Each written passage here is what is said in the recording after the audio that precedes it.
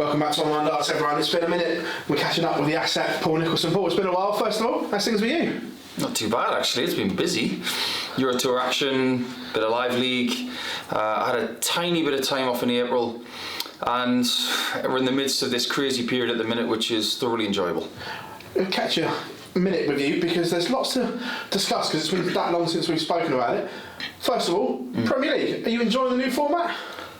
I was at the start, seeing people going up head to head multiple times, 6-7 times, doesn't sit great with me.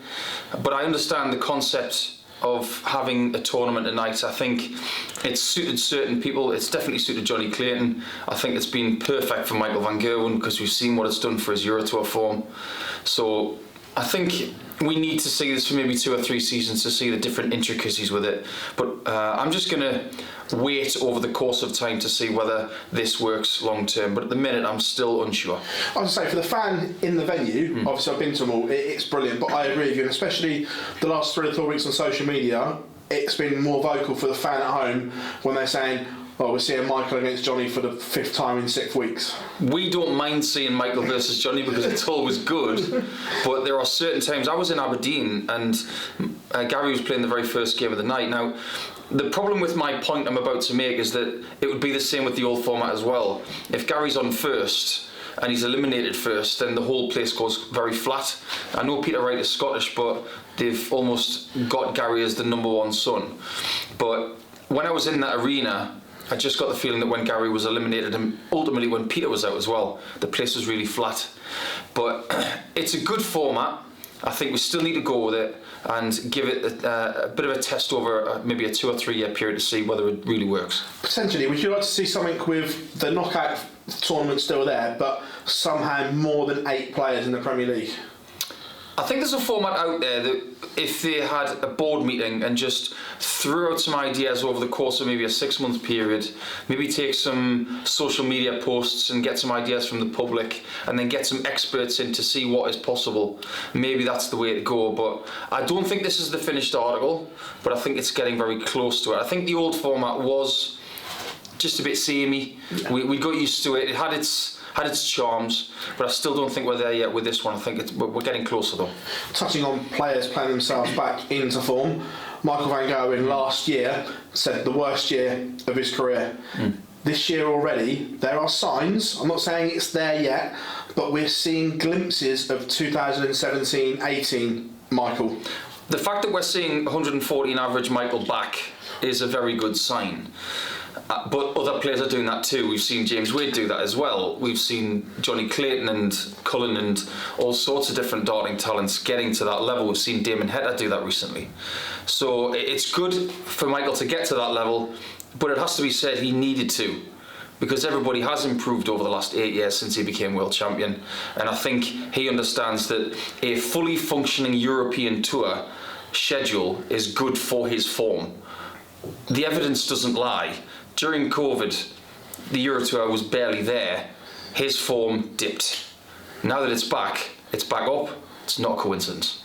Also as well, though, the rest of the field missed the trick a little bit, because I know Michael speaks about it in Phil used to in his heyday, about when your opponent's down there and you've got their foot on their throat, keeping it there. And the others have almost let him play his way back into form a little bit as well. I don't know about that actually. I think Michael deserves a lot of credit for getting himself back off the floor, but if you look at the likes of Clayton and Gerwyn Price and Peter Wright, those are listed as the big 4 at the minute, I suppose, and they've done a really good job of constantly hitting him hard. Michael's had great games with Price, great games with Clayton recently, and they're doing their best to keep him down, but we're talking about an elite talent here, one of the greatest players ever. It's going to take a lot more than what people have done to keep him down. Also as well, just looking at the whole dynamic, Peter Wright at the moment, is there a few concerns around him? Obviously we know he had the health scare and everything like that, and since then he's not really looked himself, if I'm being honest. There's been glimpses, but since then there's been a lot of sub-90 averages. The chopping and changing is becoming more and more drastic. Are you slightly concerned right now? It's a tricky one to talk about. obviously he's got stuff going on off the hockey, and that takes precedence. The same could be said for James Wade, I guess, after what happened in Leverkusen. But if Peter's reining in the practice a little bit and just trying to relax a bit more at home and just trying to let things heal, that kind of thing, then this is going to be a period where he's going to be full of scepticism for himself as well as other people will for him. So let's not just assume that he's all right with playing this poorly, because this is poor compared to what he's done over the last 12 months. He will be sceptical for himself, but I think Peter Wright, after a period of time of just letting things settle after a bit of a health scare, I think he'll be all right. But at the minute, not playing well, but I think he'll be able to take it on the chin. One thing I've just thought about there, touching on Peter Wright and the Premier League, there's a potential interesting scenario this week. It might not happen, but if James Wade were not to be fit to play this week again, Peter Wright may book his place in Berlin with 2 points handed to him. Okay. As if you were a player like Gezzy's chasing him, and the one above you got your spot or got that spot in a playoff, points handed to him, would you be a little bit narked? And is this part of the tweaking that may need to happen with the Premier League points? Absolutely the right question, because if you're given a spot in the playoffs at the Mercedes-Benz Arena without throwing a dart, that doesn't sit right with me. It won't sit right with anybody. It won't sit right with the PDC. So this is the thing about the format of the new Premier League. These little things will be addressed, they will be written down and then erased over the course of time. It's not a perfect format, but at the moment Peter Wright's probably thinking, I just want to get there to make sure I'm in the playoffs, and if I'm there, I've got every chance. But as far as Price is concerned, he hasn't even been to the playoffs before, and he just wants to get there. The reason I say that is because the way the fixtures have worked is potentially it's looking as if Newcastle would have been Wright versus Price, where if it's only a couple of points as it is now, that game's huge. But with the greatest of respect in the world, that if James can't play this weekend, Peter is in the fortunate half that he could get the final and then put it to bed on a game that didn't happen, and then that game against Price is then essentially irrelevant. Every format that we've ever had in Professional Darts Corporation history has always had a question mark against it. I remember when there were Irish qualifiers for the World Grand Prix, and so many players didn't agree with that. They thought just because it's in Ireland, you've got almost home nation qualifiers for a ranked major tournament, which would allow people to get money away from people who were hunting top 16 spots. So nothing's perfect, but at the minute we look at this scenario and this is what people are talking about. So in the future, maybe this is what needs to be tweaked. I know you're a massive advocate of the ladies' game, and the way the women's series has gone, record numbers over 100 for the last batch and every day. You must be so pleased with the way that the ladies' game is growing within the PDC, and of course that huge carrot of 8 places on that hallowed stage at the Winter Gardens. Everybody wants to watch that tournament. Everybody wants to see Lisa Fallon and the rest of the crew, but some of the credit, in fact most of it, needs to go to the PDC for putting this event on, but the rest of it needs to go to the players. They don't have to enter these women's series events. So you look at someone like Kirsty Hutchinson and some of the other ones coming through, like Rhiannon O'Sullivan and some of the mainstays. They do have a choice whether to turn up or not, and the fact that they are and more are joining them is testament to the fact that they enjoy these tournaments, and more carrots will need to be dangled in the future. There has to be a world match play for the women, and there may have to be more tournaments in the future for them in order to get the rewards that they deserve. On this, there's a negative as well. Scheduling, not just this one I'm going to bring up, but in general, that I know we're all just pleased that darts is back after the last 2 years we've had. But potentially, Fallon could be in a bit of a sticky situation, because the way one of the World Series events goes, the Amsterdam one and the New Zealand one, completely writes her off 2 blocks. Now, it's great, the World Series, she's showcasing ladies darts and herself in these events, but maybe, potentially, at the detriment of a World Championship spot. Is that something that maybe needs to be looked at, and not just in the women's, but in all the scheduling ones, because we've had development tours and Euros tours clash over recent weeks as well? Yeah, it's a huge issue. We've seen the likes of Adam Gavlas being in Leverkusen, then hopping on the next flight to go to Wigan, but you have to remember, this has been happening for years. I distinctly remember Ted Everts losing in a European Tour event and having to get to Wigan, and he made it by 2 minutes the next day. So this is not a new thing. These people are going to have to make their choice. Do they want to be fully committed to the Dev Tour, to the Women's Series, or do they want to be committed to Pro Tour action or non-ranked action? This is a bit of a headache for Fallon, everybody knows that. She wants to be involved in New Zealand and Australia and New York and that kind of thing, because this was part of her makeup after she made her historic run at Alexandra Palace. But going forward, what's going to be more important for her? And it is going to be World Championship opportunities. So I think the closer we get to that question mark of late August, we'll see what happens there.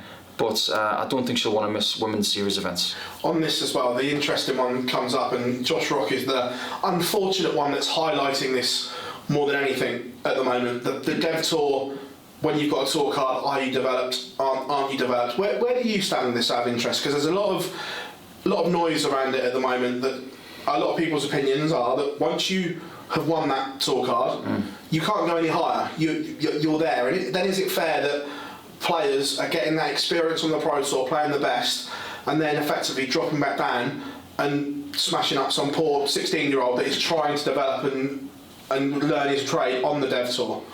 I want young players to be exposed to what they're ready for. The wording of the development tour is why we're having this discussion. I wouldn't be surprised if the development tour was rebranded, so this argument would disappear. You look at what we had 6 months ago, we didn't have Josh Rock.